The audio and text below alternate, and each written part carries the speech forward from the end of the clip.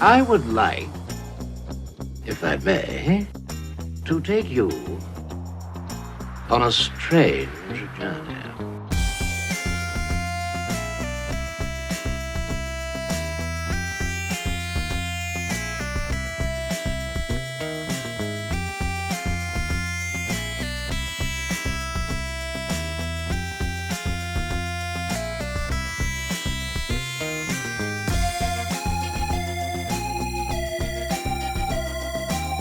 Greetings, everyone. Welcome to the Cultworthy. I'm your host, Antonio, and joining me in studio today, my good friend, Mario DeAngelis, producer, writer, actor, Johnny on the spot for the anything locally done here film-wise, and just one of my favorite people to talk to.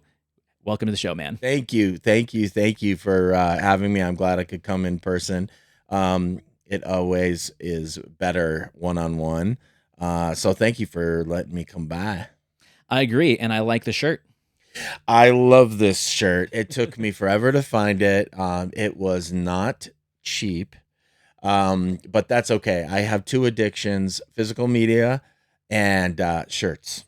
And everyone who knows me knows that I spend way too much on physical media and shirts.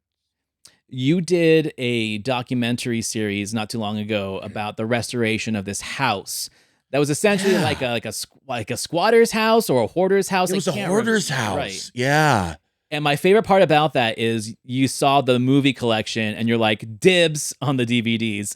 Which I never got. You never got those? No. Oh my God. I was very upset. You're like, I go through all this trouble. I went through all that trouble. I didn't even get what I wanted out of it. Which is funny that's how life goes sometimes, isn't it?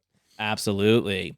So, I kind of mentioned what you do. You are like a local legend when it comes to independent film production. Oh, very kind. And the last time you were on here, we were talking about FilmQuest. Yes. And how you were having one of your shorts, like your newest short, screen there. Yeah. And it was called Origin. Yeah. So how about you tell me how that went? Explain a little bit to the audience. I'm really glad you brought that up. And the film festival thing is actually really exciting, even though we got some bad news with film festivals, but we got some good news too.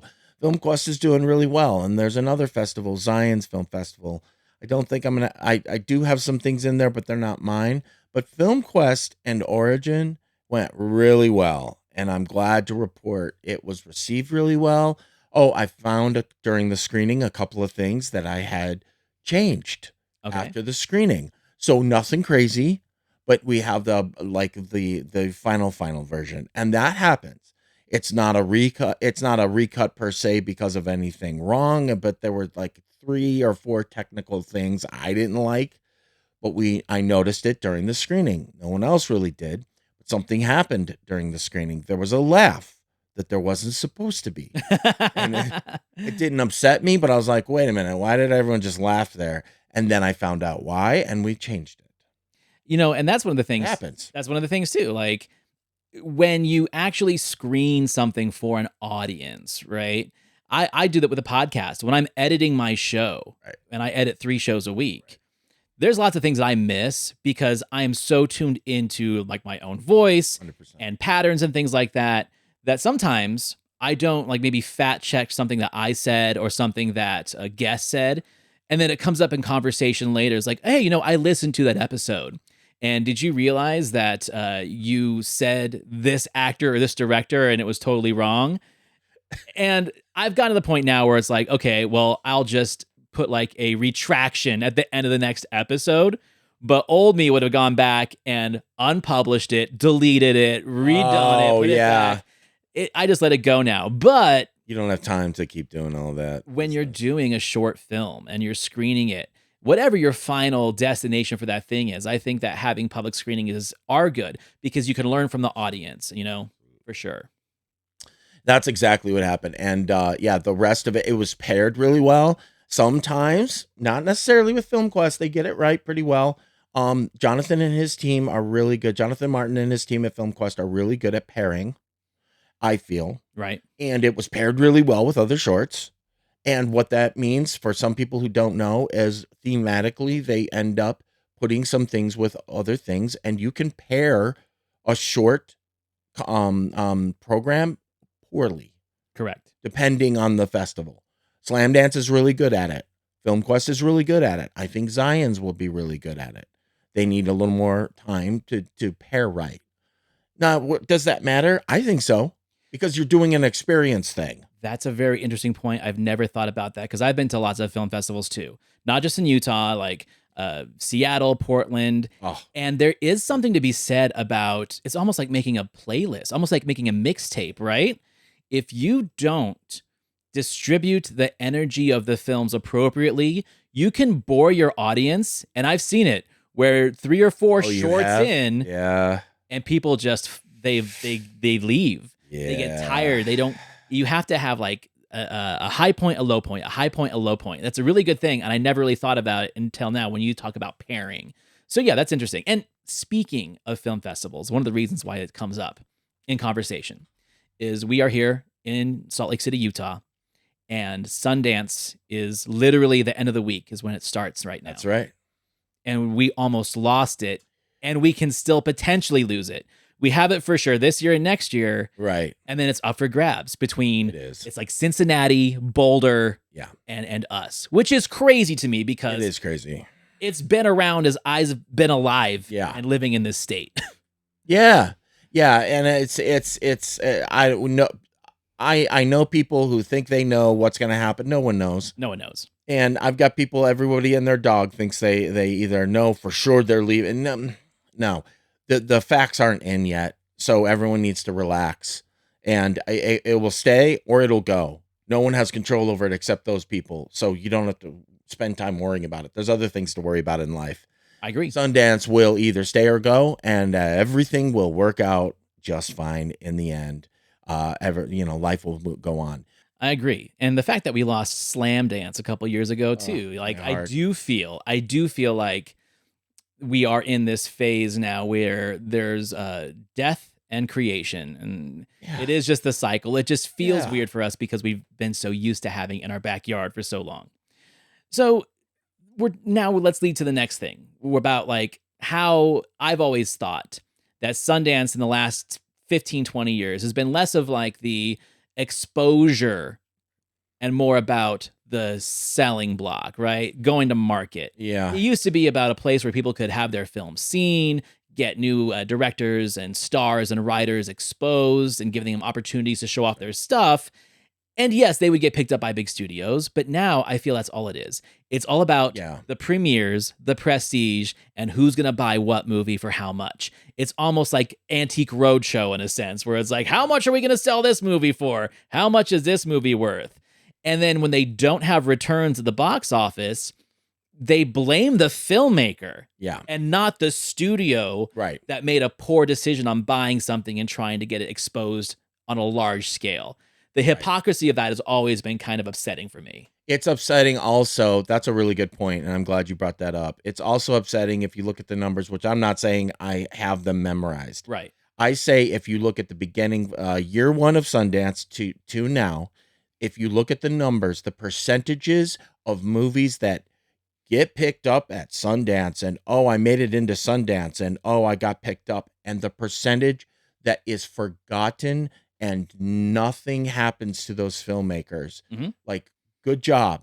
You know, we had a film that we submitted to Sundance for 2025. We got rejected. Right. But it's getting picked up in other festivals. I mean, it's like, did they even watch it? Right. We don't know. We were told by ex-judges that it was a good movie, that it might get in. And of course not, it didn't get in. There's like 19,000 submissions into Sundance Film Festival. You hit the nail on the head. I saw a change at Sundance because I've been going every year since 2001. Yeah. The business started changing and taking over in the 2010s. I know when it shifted, when they started talking more about the parties than the movies. And that happened around 2006 or so. I'm going to say 2006 on the nose because I was still going to Sundance and volunteering during that time. And I saw it too.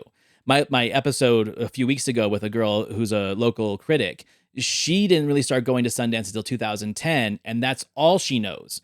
And when I told her what it used to be like, it seems like a completely different festival. So yeah. Agreed. Now, the thing that we're going to be talking about today on this episode is, you know, we talk about this every time you're on the show about how the choices of executives and the suits in the industry of what they decide to throw their money at and put out there on multiple screens in the Cineplex, because you just don't have one movie per screen anymore.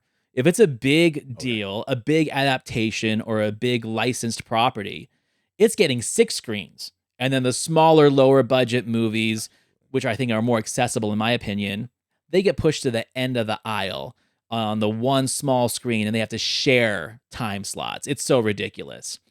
So what we are going to talk about today is if we were producers, the adaptation is one of my least favorite film genres, right? Especially television adaptations into big screen movies. The fact that there are movies out there based on TV shows that no one in this current generation, I'm going to say millennials or below, have any idea what it is. And then they're wondering why it didn't make money. It's because the executive in charge was like, well, I loved this movie when I was a kid and I loved this show, so it'll be great on the big screen. Not necessarily. No. So we're going to play producer. Yes. And we brought our 3 pitches of what we were going to suggest to the studios to adapt and how. Yeah. So since you're my distinguished guest, I'm giving you first pick. Okay. So I really want to get to yours too, because they're really cool. But my first one, I'm just going to dive right in with The Greatest American Hero. No one's ever done it. I think it is perfect. If I was a producer of that, I would see the value of it would hit that roadblock that you just said, though. It has lost its hold on the zeitgeist, but it still has a hold, and you could make it about today. You pass off the suit. The Greatest American Hero, there's no spoiler. It's about a guy who gets a suit from aliens, and it's a regular guy, William Catt. I've met him. And he'd be great to bring into the movie and pass off the suit. You bring him in for 2 days. Right. I'm sorry, bring him in for 1 day. Do a couple of scenes. Right. You pass off the suit to a younger person or a female. They did a backdoor pilot. That's what I would do. I would merge the backdoor pilot for the female. It was supposed to be called, the spinoff was supposed to be called the greatest American heroine. It was supposed to be the spinoff. Right. That's what I would do. I like that. It's kind of like what they did with Linda Carter in that Wonder Woman movie, where they just had her in there. It's like you're not going to have the younger generation recognize it, but the people that grew up with the show and appreciate it for what it is, or people that rediscovered it on streaming, that's another thing too. I think that's one of the things that they need to look at closer is during the pandemic and people were at home, right? They were catching up on sitcoms, binging sitcoms from the 60s, 70s, and 80s that they never knew about. I had a friend who sat and watched every episode of Taxi during COVID lockdown. He didn't even know what Taxi was. He just saw it had Danny DeVito. He was streaming on Tubi or something. And now Taxi's his favorite show. Like, I think what they should do is go back and look at the algorithms of COVID and see what shows were streamed the most during lockdown and use those as their starting off point of what they're going to adapt. Now, back to Greatest American Hero, it also has a killer theme song that's got tons of potential. Yeah, oh yeah. And I gotta tell you real quick, I would also work in my favorite episode of Greatest American Hero, which I just rewatched, because the entire series is on Prime. Right. They dumped a bunch of these shows, exactly what you said, are all over Prime now. You weren't able to see these shows for decades. Now, all of a sudden, Gunsmoke is on freaking Prime. But Greatest American Hero, I watched my favorite episode. It's a horror episode. It's called Beast in the Black. It is I think one of the best episodes of Greatest American Hero. I would probably work that into a feature somehow. Right. Yeah. Because it's like, I didn't like the Fantasy Island horror angle. Right. But I could see a Greatest American Hero horror-ish theme to a feature. I also think that the fact that it is a comedy-rooted kind of show also helps. The fact that the first Shazam was so popular, despite the fact that I'm not a huge fan of Zachary Levi, but the idea that it was kind of like a sillier approach to the superhero genre and got us out of this dark and brooding comic book movie phase that we're going through. I mean, I thought that Nolan's movies were dark, and then Matt Reeves like, hey, or hold my beer. I'm not going to even let you see anything in my movie. I think that we're ready for something a little bit lighter and more comical and with a happier tone. It's a really good point. Do we get to hear yours? Yes, we're going to start with mine. Okay. Mine's a little obscure. I'm going to start with my most obscure one first, because this one is strictly for people that grew up in the 80s and early 90s. There was a show on the USA Network back in the late 80s, early 90s called Crossbow. Did you ever watch that show? I'm excited about this because I don't know anything about Crossbow. So Crossbow was one of those shows that it wasn't on like Prime Network. It was a cable show, just like The Adventures of Briscoe County Jr., which I love. Right, which eventually, like, it had a network premiere, but then lived on basic cable for years. That's what Crossbow was. Crossbow was an action drama about William Tell. And if everyone knows, like, William Tell is famous for that story of shooting the apple off of his son's head because he was forced to by, like, the governor. It's kind of like a Robin Hood story. And the story itself is just basically that, you know, this guy who was forced by the governor to shoot an apple off of his son's head to win the freedom of his people. Well, that's what this show was, and he got 3 seasons out of it. And what's cool about it is I think that William Tell and shooting the apple off the head is a recognizable trope. People remember that part of the story, but they don't necessarily know the whole origins of the legend. So it's very malleable. You can do a lot with it as long as you follow that particular theme in a particular tone. Right. It's going to get compared to a Robin Hood movie. But you know what?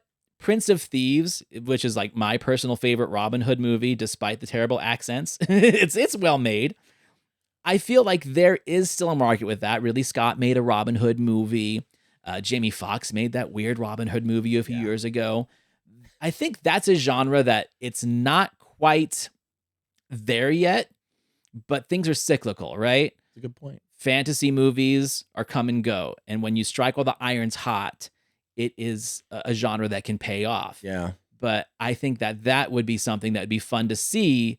And you don't need a bunch of bullshit special effects. It's just a cool, good story that hasn't really been overworked. Like Robin Hood's kicked to death, right? We're done with Robin Hood. Pretty much. Let's bring in another fun little thing, especially something from like the 80s and 90s that has a lot of nostalgia goggles too.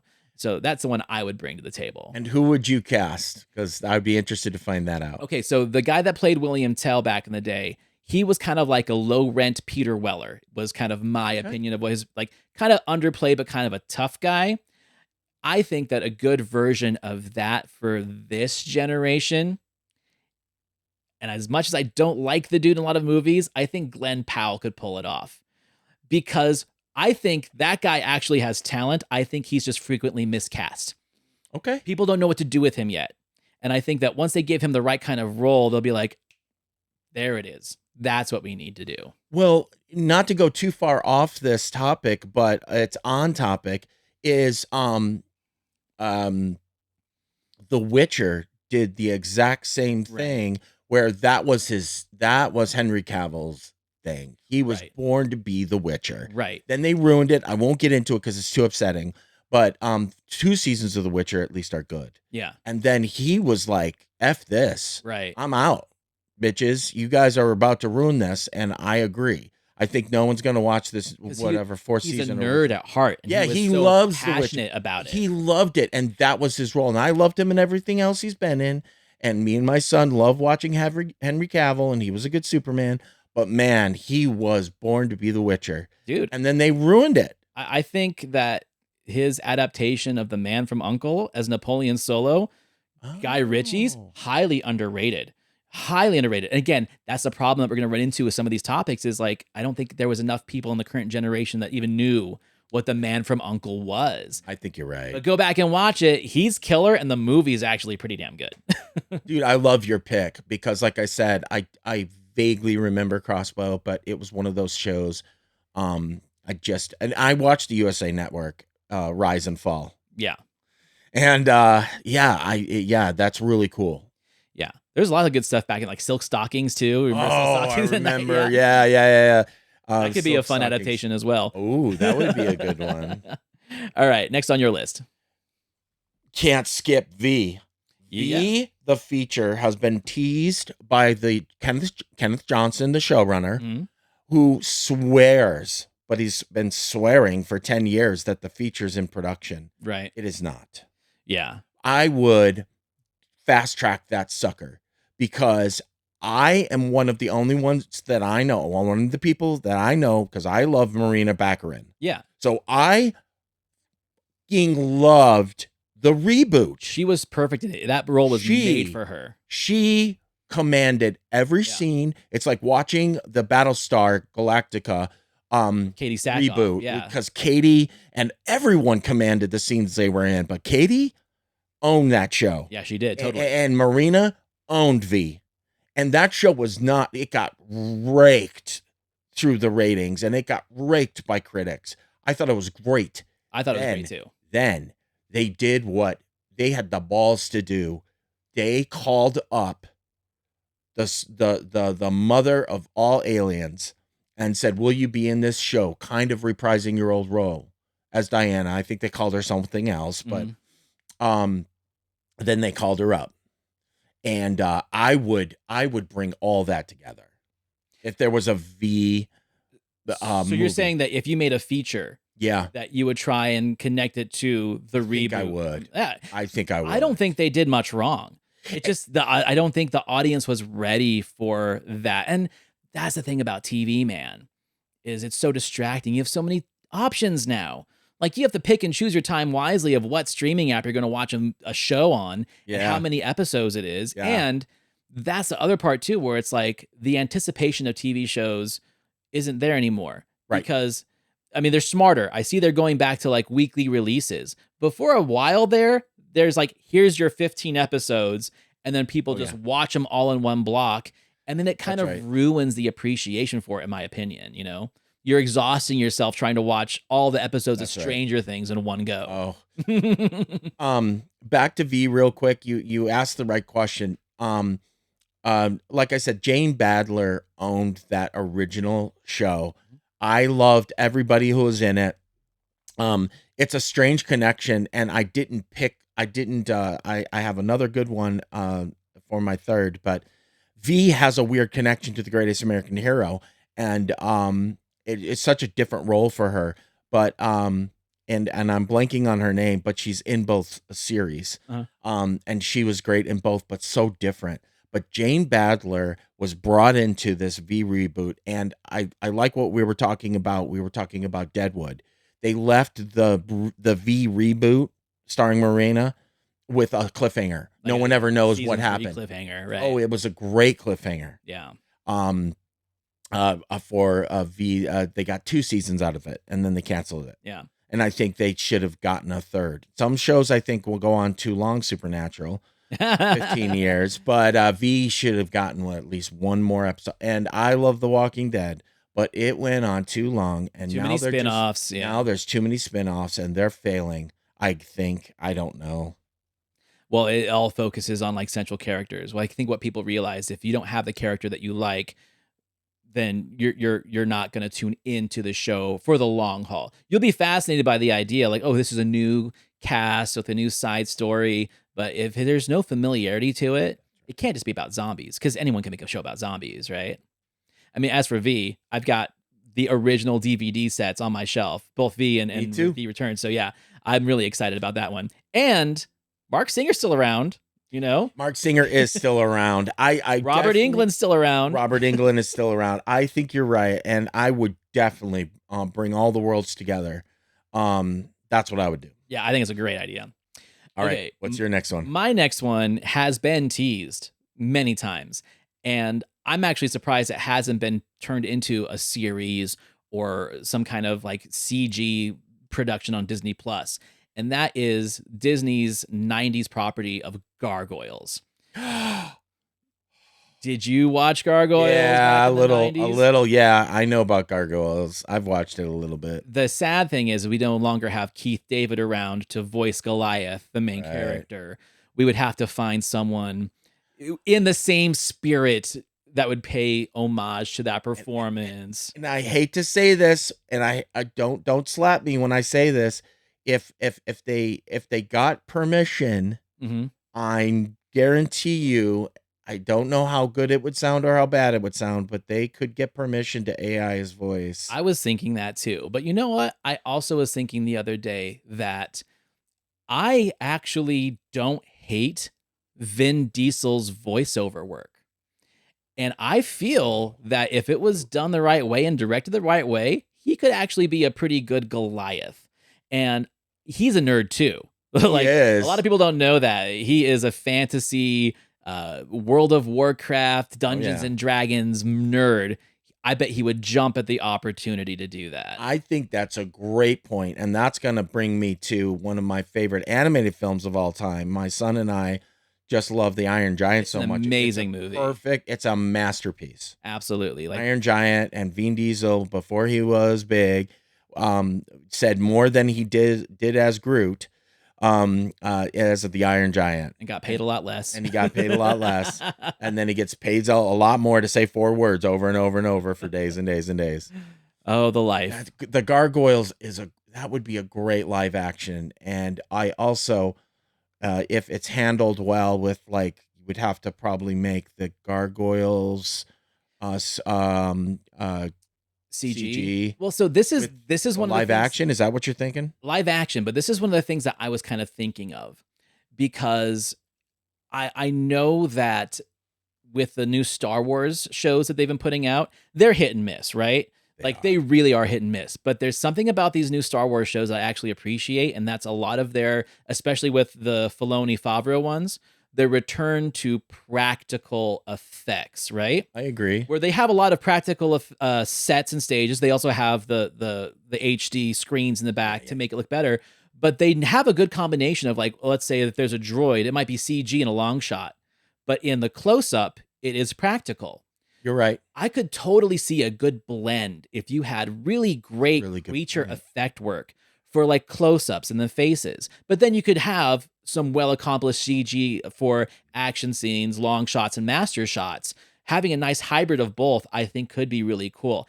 And the suspension of disbelief now, I think there's enough film nerds out there like us that would appreciate the blend. Where it's wow, that was great effect work. That was great practical animatronic work and facial work.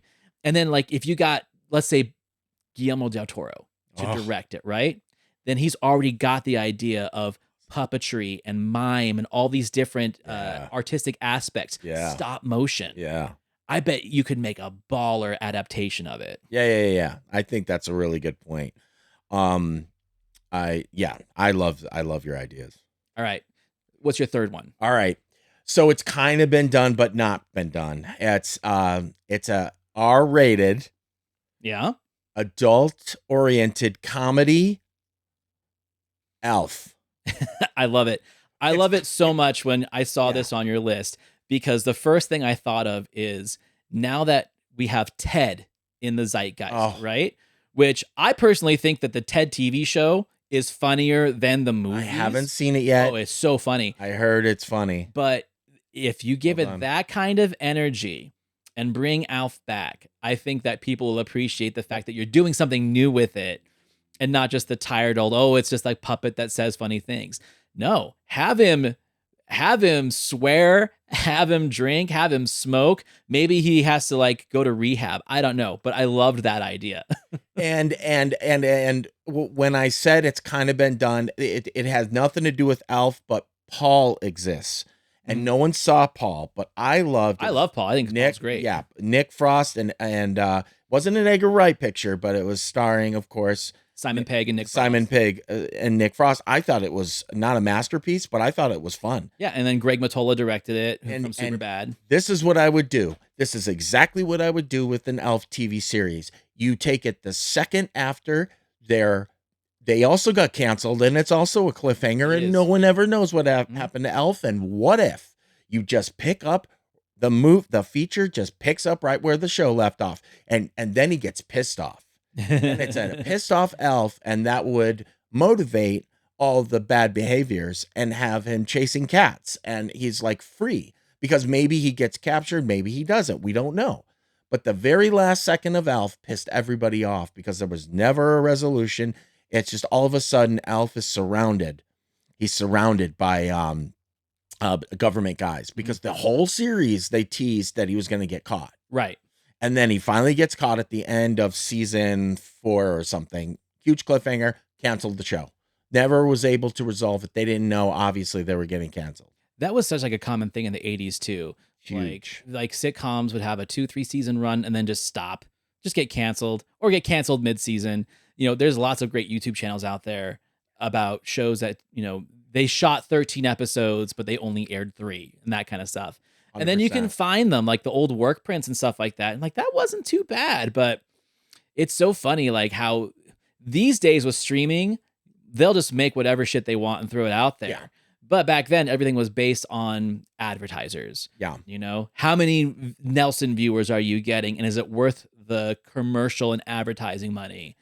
I do want a different business structure than it used to be. I absolutely agree. I do want to bring something up that in the 90s, for some reason, it is a graveyard for bad superhero. We almost got really bad superhero shows. That like the young X-Men, the X-Force, whatever it was called. It wasn't even allowed to be called X-Men, so they called it X-Force, but it wasn't the X-Force. Yeah. And then I can't even begin to talk about the pilot, a Super Friends, or just a Justice League. Hold on, because this is bad. You can watch it. It's a Justice League pilot that did not get picked up because it's bad. And it has like the low rent, no offense, the low rent superheroes, none of the bigs in this Justice League show. And it's basically, they turned it into a sitcom without a laugh track of people living together. Right. These heroes living together, Ant-Man and Atom, and bad costumes. Right. And this girl comes in and she has like freezing power. It's atrocious. Not to mention the Nick Fury TV movie. And then there's Hasselhoff as Nick Fury, which and Lisa Rinna, which we are reminded by Hasselhoff. Right. I was still to this day. I was the first Nick Fury. That I was the first Nick Fury, and Stan Lee loved me as Nick Fury. Now, that's true that Stan Lee loved him as Nick Fury, but he was not good. Right.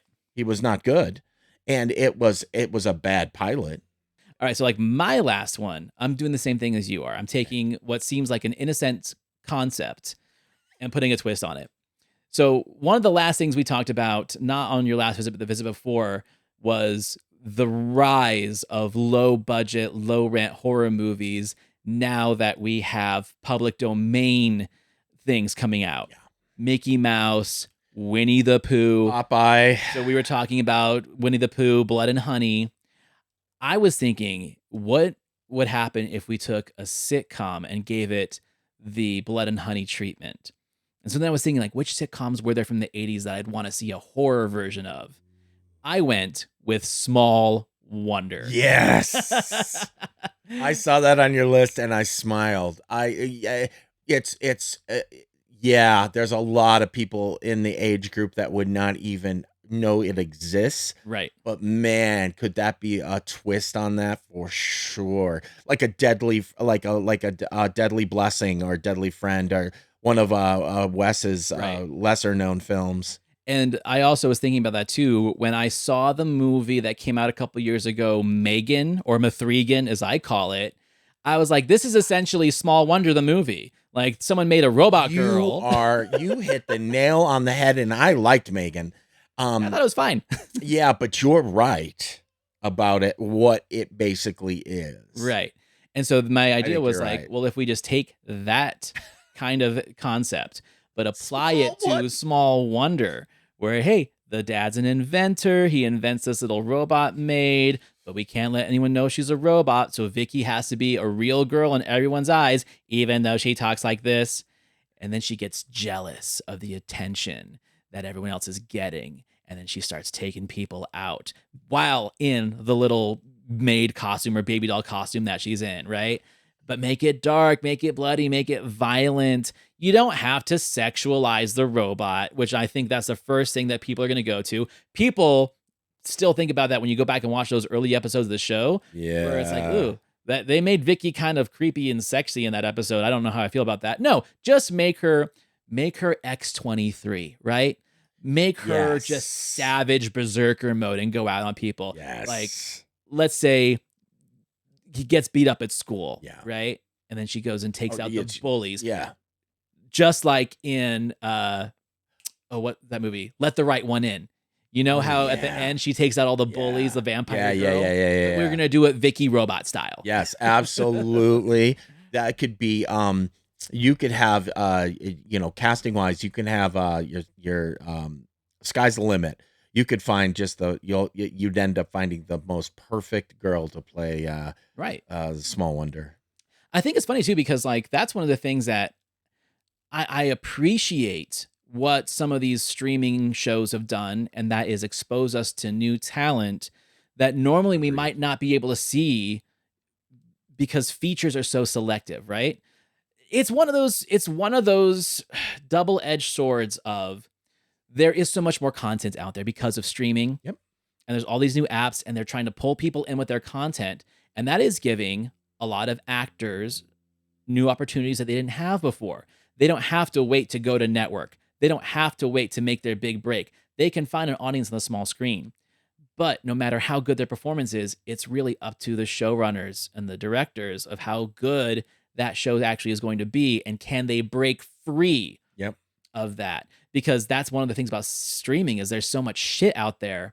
It's hard to erase the stigma of a show that you were in that didn't do well. Sydney Sweeney's been around for years, but it took Euphoria to get her out there, right? That's one of those other things that it's like you just have to wait for that big show that actually lands and be impactful in it. You're absolutely right, and I can't stop but thinking about two that just really hit home is every young actor. They should be thanking their lucky stars, and I think a lot of them are grateful. Every lead on Stranger Things and Cobra Kai, their careers are up to them, but their sky's the limit. Even though one of the kids from Cobra Kai got Blue Beetle, which isn't going anywhere. It was canceled, not because of like social stuff, but James Gunn did away with all of those movies. It has nothing to do with, maybe they'll bring him back. I don't know. I don't remember his name, but the Blue Beetle movie did not do well, but I heard it wasn't unwatchable. Right. It was well done, but all of that continuity was thrown out. All the DC continuity was thrown out. Okay, so this is where I think I can speak to this because I have no emotional attachment to any comic book IP. I'm just not a comic book guy, right? If it's a good movie, I'll watch it. Right. I don't care what it's based on. There was a track record with Warner Brothers that was not good. Like, I feel they were taking DC not in a direction that was positive. Instead, they were kind of doing what Sony was doing. Here's a character, let's give it a movie. Here's a character, let's give it a movie. Here's a character, let's give it a movie. And I feel bad for those stars, and I feel bad for some of those filmmakers, but I think it was the right decision to give a guy with a good track record and have him run it. And if you have to purge it, purge it. I feel sorry for you that you lost your opportunity of being the Blue Beetle forever, right? However, if you are dealing with those multi-million, if not billion-dollar properties, why wouldn't you want the best guy in the industry to do it? Why wouldn't you want someone with a track record to take it over and make better decisions? You know, James Gunn, and I know we're a little off track, but I feel like this is of value to talk about. James Gunn, thank God James Gunn exists. And this guy, I saw this guy come up from his Trauma movies. Dude, and his Romeo and Juliet, I saw at Slam Dance back in the 90s. Right. I saw it there. Yes, and I was scarred when I saw Romeo and Juliet back in the 90s. I don't know. And then some of his stuff was not great back then, but everyone has their start. I have my start, and James Gunn was the right person. And you know how many people you may or may not know how many fans the day that he announced it's all going away, we're starting over. You know how many people were pissed off that day? They're like, They how were dare you? mad. Mhm. And there's a whole animal of different animals. Okay, you got your Star Trek fans, you got your Star Wars fans, Yeah. you got your Marvel fans, and then you got your DC fans. Right. I'm not sure which group it's worse to piss off, but then they calmed down. They And do. then they started seeing, and then now this Superman trailer looks great. And he started with the smartest way you could with an animated series no one saw coming. Creature Commandos is doing great, Right. and he's just like basically he's winning. Yeah. He's basically you fans relax. I It's think not that big of a deal. I think the I know what I'm doing. the half-life of fan anger is a lot shorter than people think because they're so easily distracted by the next thing, right? They literally move on. It's like we're doing the red dot for a cat. Star Wars is a little bit different because people just want to stay pissed at Star Wars. I mean, that's why I think Star Wars is hilarious because even if you make a good Star Wars, there's still people that are going to hate it, you know? Well, Andor's great, and they're ending on their terms. They're Right. only doing 2 seasons of Andor, Right. and they're done, And that's fine. and it's smart. We don't have to make this thing last forever, right? I mean, in fact, I think this, and Yeah. again, I have no attachment to Star Wars. If you put Star Wars to bed for 20 years, like they did after Return of the Jedi, great. You're going to come back with a whole new appreciation for it. People don't know what they had until it goes away. And I think that's one of the things that some of these people need to learn before they piss off their fans forever. Yeah. So now that we're on that topic of Yeah. fan hate, we brought a couple to the list of regrettable adaptations. Ooh, I have so many. And I'm not gonna be completely negative. You know, I have some honorable mentions of adaptations from shows I thought were actually pretty good. For example, I like the Little Rascals movie. I think it's cute. It's fine. It's really fun. It's sweet. It's fun. It's sweet.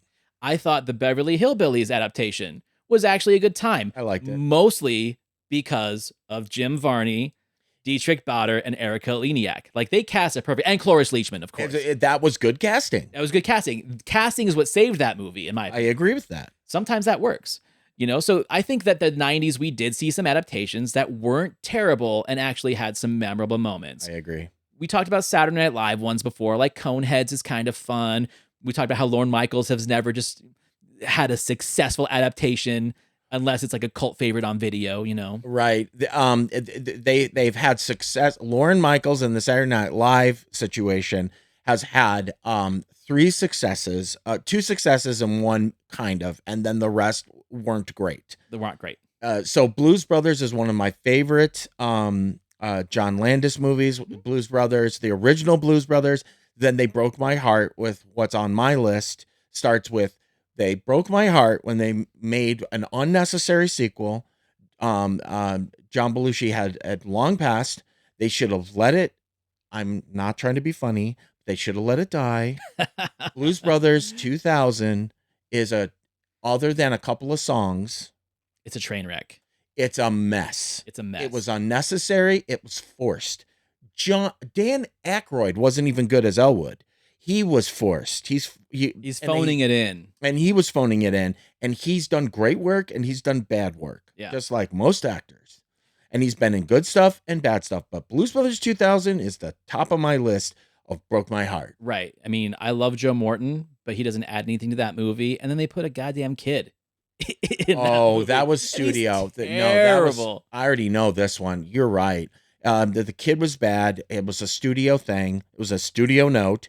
And I could go all day about studio meddling. But Blues Brothers 2000 was a perfect studio meddling. And then was I supposed to throw it back to you for your first? Yeah, if you want to. Or No, I want your first regrettable. Right. So I really dislike the Avengers film from the 90s starring Ralph Fiennes, It looks Uma good. Thurman. It looks good. It's a bad movie. It's a mess.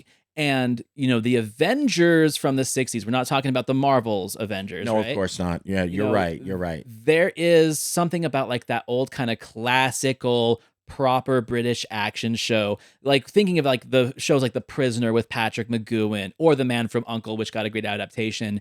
There was so much potential to make an Avengers movie because you've got like just amazing chemistry between your two leads.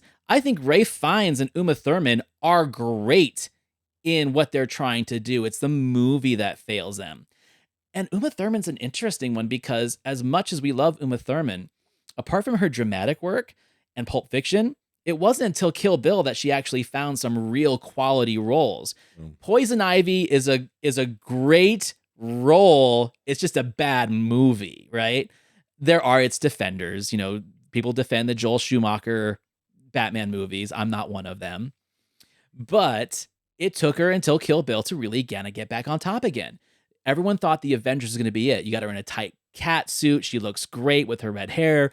Ray Fiennes looks so proper and distinguished. You've got Sean Connery as the bad guy and Eddie Izzard as his henchman.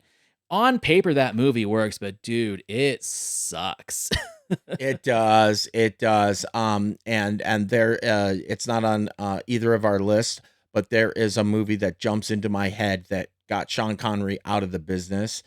It was a comic book adaptation. Yes, I know all about this. And the League of Extraordinary Gentlemen. It drove. It was so bad, worse than the Avengers, in my opinion, that it drove Sean Connery out of the business, and he was so embarrassed because he passed on Gandalf for League of Extraordinary Gentlemen. He passed on Morpheus too.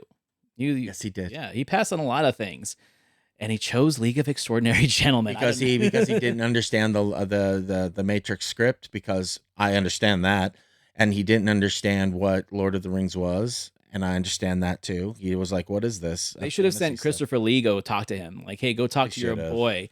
Like the guy who Christopher Lee has nothing to complain about. He doesn't. He said yes, and he was amazing. Well, he was trying to get it made for years on his own. Yeah, that's right. He was such a Tolkien nerd, right? Yeah. Okay, so the second one on my list, and there's lots. I could go all day. Me too. But I only picked two because I didn't want to drag this on forever. We could always do a part two of this episode, right? Yeah. In 2005, they remade, or adapted, I should say, Jackie Gleason's The Honeymooners with Cedric the Entertainer and Mike Epps. Now, this is not a soapbox conversation about how we are racially switching lead roles. I'm totally fine with that. I think there's a lot of great adaptations or new things where, okay, this doesn't have to be a white person. This doesn't have to be a black person. I think it'd be weird if we took a black sitcom and made it white, but that's not what this is. They tried to take that energy and that style, and the whole point of The Honeymooners was that this is a know-it-all, thinks he's God, blue-collar husband who thinks his wife's an idiot, but really she is pulling all the strings. She's the one in control, and she's letting him and his dumb friend Ed kind of be silly. It's kind of the reverse of I Love Lucy, you know, where Lucy is the Jackie Gleason, you know, but they tried to remake this movie. They tried to adapt this TV show with Mike Epps and with Cedric the Entertainer, who I like both of those performers. It just reads wrong because the energy of that movie, they already took, like, let's call it toxic masculinity of 50s mentality of men. That's right. And there's already like the perception of toxic masculinity in the black community, and they put them together in a very cringy and unfunny adaptation that, in my opinion, actually does more harm to the memory and legacy of the original show than it does in any terms of appreciation. It's a misfire in a big way. It's a misfire, and thank goodness they didn't try that this day and age. They would have gotten raked and called racist. Well, 2005, man, that early to mid 2000s is a very interesting time in our sociological and political development as a country, where you had Jackass on TV, you had all those cringy dating shows on MTV, right? Like we're right before we're out of 90s PC and we're before the 2010s woke. Oh yeah. We're right in the middle. Yep. Which, in my opinion, was an amazing time for content because it's so out there. It's the Wild West. People were pushing boundaries. That's right. I'm not saying it's good. I'm saying it's fascinating. And this was one of the dismal attempts at that kind of humor and that kind of project from this era. Yes. And I'm gonna switch over to, it's not controversial, but I'm gonna switch over to something that needs to be discussed and forgotten about. So Discussed and then forgotten. I just I implore your viewers to not watch something happened interesting a few months ago. So I am switching my last pick to Velma. Oh, dude, yes. I never saw it, but I read all about it. Listen to how much I got through. I got through 5 minutes of Velma, and I stopped. Yeah. Because not only did America or the world hate this show, it somehow, because it was probably they sunk too much money into it and they canceled it after season 2. It got a season 2. Yeah. And then nobody heard about season 2 because they didn't market it. Yeah. They just dumped it. It did happen. Yeah. Velma season 2 did get released, and a worthless Halloween special. They dumped these because there was probably too much work done into them. Yeah. Because they thought Velma was going to be a hit. It turned into this, again, this is not a soapbox, and I have no problem with what they were trying to do, but it was so man-hating, and female-led is not even the problem. The first 3 minutes of the episode, the first pilot of Velma, like, here's world, here's a supposed to be funny animated version of Scooby-Doo. Scooby-Doo's not even in it. The first 3 minutes is a shower scene. I'm not kidding. Right. Soap covers the animated girl parts. It is long. This first scene, it's just too much. It's them making jokes about woke in the show, like trying to be meta. As meta, badly done, and it is awful. It is poorly written. It's the girl from, she thought she was going to be not dragged, right? And the girl from The Office, who I go back and I watch the episodes of The Office. I don't think this is my opinion. I don't think she's talented. I think it was a travesty what they were trying to do in the show, and it hurt everything that anyone, let's say you didn't even know about Scooby-Doo. Right. You're like, oh, this is what Scooby-Doo was about. This is your first exposure to Scooby-Doo. If this was your first exposure to Scooby-Doo, do not watch Velma. And please, for the love of God, don't watch season 2. I mean, I won't watch season 2. I won't watch the rest of the show. I think you bring up a very interesting point here, that it's very difficult and delicate to kind of like tiptoe around opinions these days. You know, I think that the biggest issue with entertainment, and I disagree with so many people on the more conservative side and anti-woke side of this, is, yes, okay, is Disney going too woke? I think so. Are some studios doing too many woke things? I think so. I'm not anti-woke. What I'm against, and I think this is what Velma represents, is I'm against the idea of presenting yourself as a progressive and woke company when it's all for financial gain and you're not necessarily concerned about the message or the movement. And that's what that is that it's projecting something because they think it's going to have a dollar sign at the end of it. We've seen it in the comic book movies, and we've seen it in TV shows, and even in like comic books and adaptations on page. And I want there to be progression. I want there to be a certain level of wokeness, but as long as it's attached to a dollar sign, it's never going to be sincere. And people that really care about it, like people whose lifestyle actually matches what the story should be, they can recognize the falsity right away, and they don't get behind it. And then the studio gets upset that the people that they targeted and marketed this to are dragging it. And it's like, because you didn't talk to anybody in that community about what this is. You read the cliff notes of what progressiveness looks like, and then you put that on screen and you put that on the page. And all you're doing is creating a target now for the people who are against progressiveness, people who are against wokeness, people who are against any kind of alternative lifestyle. You've essentially given them something to get on a soapbox and bitch about.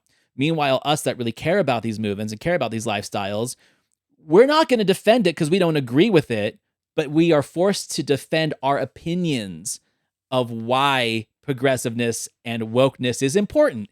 Right. that's where the studios are fucking this up. Yeah. And I know we got to wrap up, and I would love to talk about this more, but something has jumped into my head that I have to talk about because it's on this topic.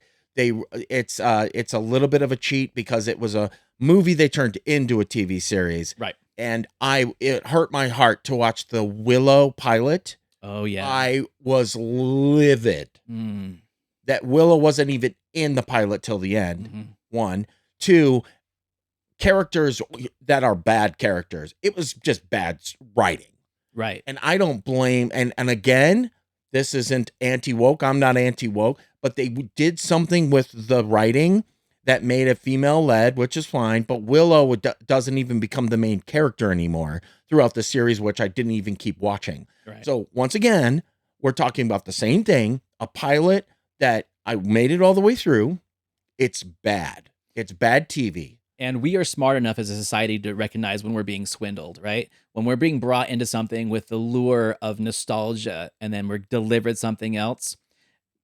We know now that we can control the future of these studios and the future of what they give us. I agree. By simply not watching.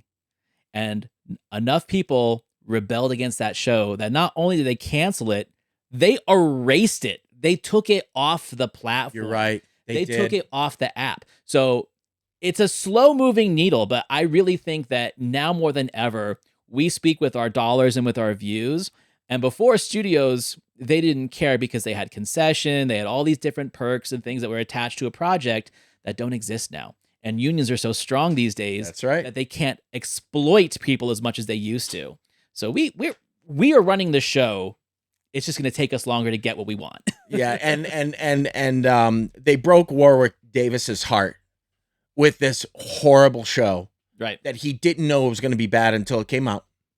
Right. And it was just a travesty. All I can say is, hey, you know what? Sci-Fi Channel and Shudder, hey, we're doing Chucky series now. Oh, yeah. We're doing all these Creep Show series now. Let's bring back Leprechaun. Yeah, we need a Leprechaun. Let's bring it back. Let's give Warwick a swan song. I'm all for it. Dude, this was a fun conversation. It's always fun talking to you. Yes. And the fact that we're actually talking about something that's not necessarily local and indie film based like I always do, give us a chance to play a little. That's right. That's right. So that being said, you got some fun stuff coming up.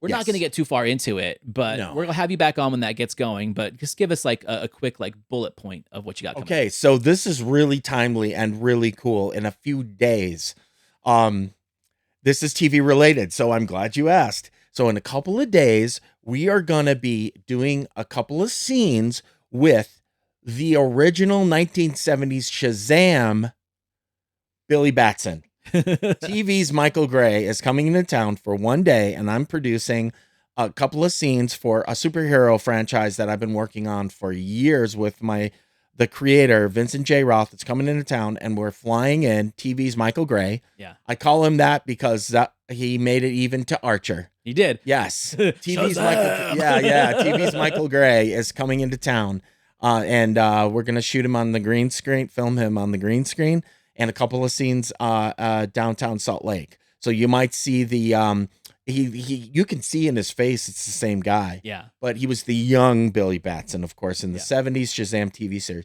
So that's coming up, and then I got some cool stuff coming up. I'm going to be working Sundance. So very exciting stuff. And I got a new short film that I'm actually probably going to be acting in. Nice. And I'm going to have a friend of mine direct.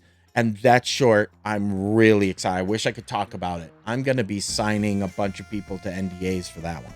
Okay, well, that's going to be another conversation. Yeah, we'll do another indie focus episode soon when we start getting things wrapped up. But dude, once again, thank you so much for joining me. Everyone, thank you for tuning in and listening.